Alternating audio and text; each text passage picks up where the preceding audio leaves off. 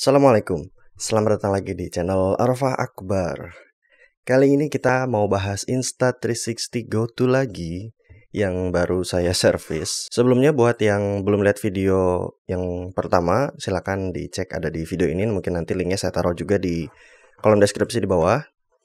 Kali ini saya pengen cerita kalau Insta360 GoTo ini baru beres di servis. Nanti kita bahas. Singkat aja, jadi Insta360 GoTo ini adalah action cam yang kecil, imut banget, fokus. Ya ini. Kamera ini juga praktis, punya magnet yang bisa ditempel di mana aja. Asalkan dia dari besi, kayak ini. Kita dikasih pendan bermagnet ini. Bisa kita tempelin, bisa kita kalungin, terus kita tempelin. Dia bisa nempel di area-area tadi besi, mau di pagar, di manapun lah yang dari besi gitu.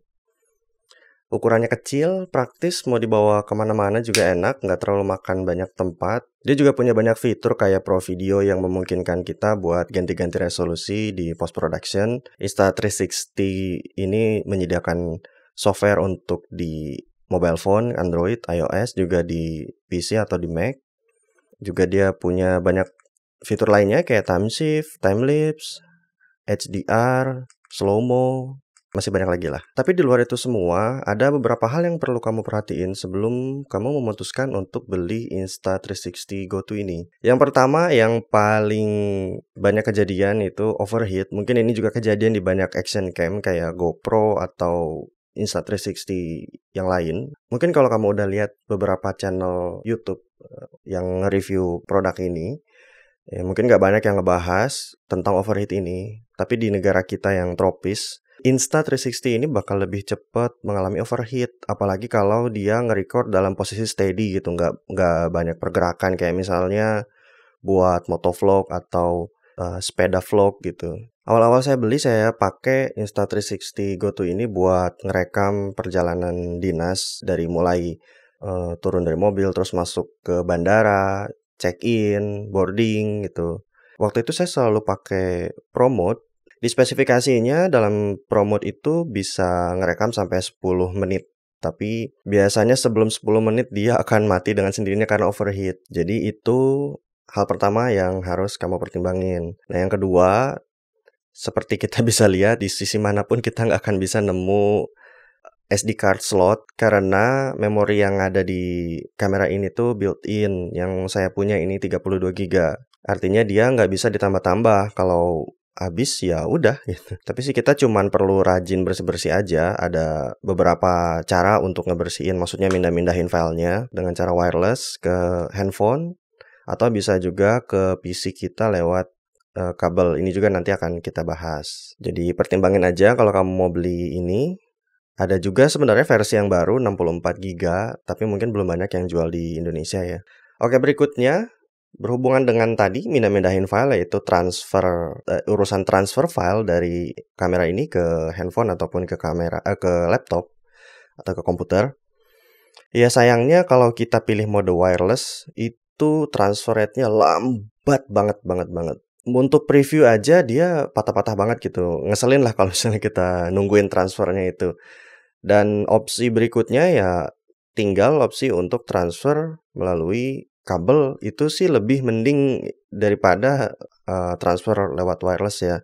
Tapi kan kalau misalnya kita mau transfer lewat kabel, kita harus nyalain PC atau laptop gitu ya. Repotnya kalau misalnya kita pas lagi di luar gitu, bisa jadi kondisinya nggak gampang gitu. Mungkin kita lagi di daerah-daerah yang di pinggir jalan mungkin, atau lagi di mana lah gitu. Tapi kalau memungkinkan untuk nyalain komputer, ini bakal lebih enak kalau misalnya kita transfer via kabel USB. Next, itu adalah performa low light-nya. Ya, kamera ini kecil banget.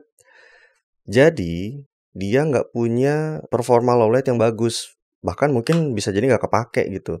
Di kondisi siang hari pun, kalau misalnya kita masuk ke dalam ruangan atau semi outdoor yang pencahayaannya nggak terlalu bagus, hasilnya pun juga bener-bener nggak bagus gitu. Jarang banget footage yang bisa kita pakai kalau kondisi cahayanya kurang. Bukan kurang artinya gelap banget ya kurang kayak semi outdoor pun kalau misalnya nggak terlalu terang-terang amat, hasilnya juga nggak bagus gitu.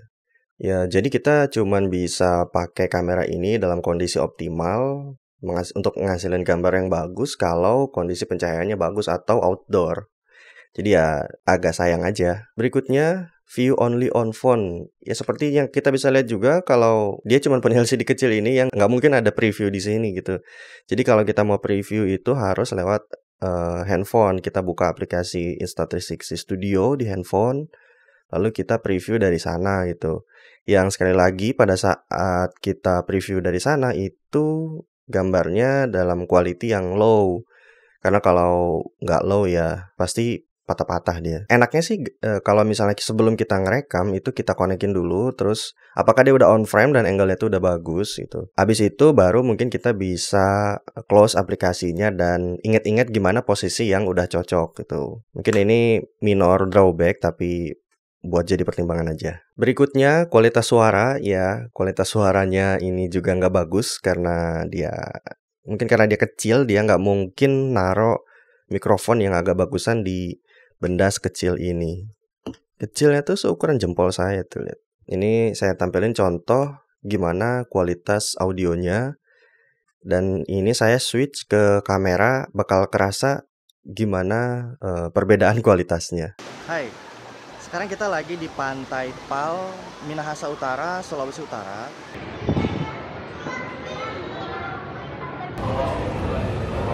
Ya yang terakhir, not too robust atau agak ringkih gitu.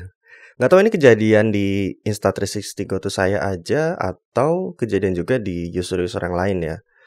Jadi si casingnya sih sebetulnya masalahnya. Dia itu oblak di video saya sebelumnya, mungkin kamu udah lihat, dia tuh oblak. Jadi kalau ini dibuka terus goyang-goyang gitu oblak. Nah, jadi minggu lalu saya kirim ke service centernya ke Dexa dan nggak lama mereka kembaliin udah dalam kondisi lebih kencang gitu, udah nggak oblak gitu. Apa masalahnya kalau oblak? Jadi waktu itu saya bawa jalan-jalan pas ngambil footage di wahana gitu, di wahana bermain, dia bergetar gitu karena dia kan oblak getar-getar gitu. Saya khawatir sih hasilnya nggak bagus walaupun setelah dilihat mungkin karena dia punya stabilisasi yang lumayan bagus jadi nggak terlalu kelihatan, tapi tetap aja waktu makainya tuh worry dan dia geter-geter gitu kan.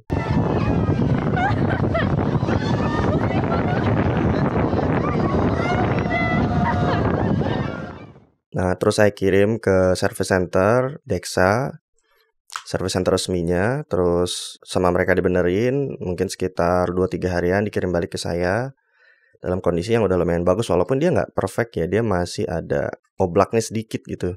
Dan kalau kita tutup itu kelihatan dia jadi nggak presisi gitu nutupnya. Nah kelihatan kan tuh dia jadi nggak presisi. Sebenarnya kita bisa sih kayak, nah di sudutnya agak ditekan sambil digeser gitu untuk ngebenerin tutupnya supaya dia lebih rapat dan presisi. Tapi tetap aja sih nggak sepresisi waktu masih baru. Ya alhamdulillahnya waktu itu kamera ini bisa diklaim dan masih di cover, jadi saya nggak bayar sepeser pun. Ya di luar itu semua, pastinya kita juga harus mempertimbangkan hal-hal bagus tentang kamera ini. Dari yang pertama itu pasti ukurannya yang compact, kecil. Yang kedua dengan pencahayaan yang benar, kamu bisa menghasilkan footage-footage yang bagus sebenarnya. Yang ketiga di fitur Pro Mode, kita bisa ngerubah-rubah resolusi mungkin 16:9, 9:16 atau 1:1.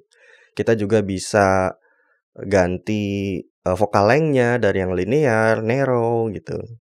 Kita juga bisa ganti model stabilisasinya. Banyak hal yang bisa kita edit lah di Pro Mode. Jadi saya jadiin Pro Mode itu sebagai default pada saat perekaman. Yang keempat, kamera ini user friendly banget, makanya gampang. Saya yang pengguna kamera awam aja begitu pakai, begitu lihat, baca panduan, lihat tutorial, alhamdulillah langsung bisa. Kamera ini sangat-sangat user friendly, tapi tetap ya kamu harus mungkin baca panduan atau lihat-lihat video review di YouTube. Yang terakhir, Insta360 Go 2 ini si kameranya waterproof. Kameranya aja ya, si kecil mungil ini. Casingnya enggak. Jadi ini sebenarnya bisa dimasukin ke air, mungkin kedalamannya saya lupa apa 6 meter atau 5 meter gitu. Kameranya aja, tapi tetap sih ada banyak casing-casingnya di sana dan saya juga nggak berani kalau masukin kamera ini ke dalam air tanpa casing. Saya sendiri belum ngetes, mungkin nanti saya beli dulu casing anti airnya, baru habis itu kita bikin footage di dalam air. So itu dia hal-hal yang perlu kamu perhatiin sebelum kamu memutuskan untuk beli kamera Insta360 Go2 ini. Mudah-mudahan informasinya bisa bermanfaat dan jadi bahan pertimbangan yang bagus atau berguna. Link-linkan seperti biasa insya Allah saya taruh di kolom deskripsi di bawah. Dan makasih buat yang udah nonton. Semoga sehat selalu. Sampai ketemu lagi di video-video selanjutnya. Assalamualaikum.